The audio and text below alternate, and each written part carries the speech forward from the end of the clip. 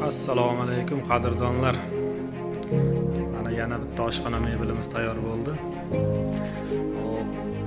Joyimiz 436, balandligi 285 qilingan mebel. Xolodilnik, tepasi shkaf.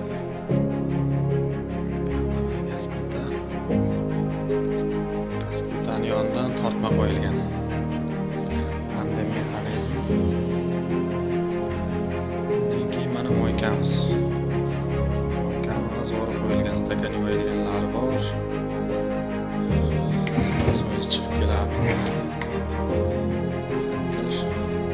Taxta kashi bor bonusga. Tepasidan suv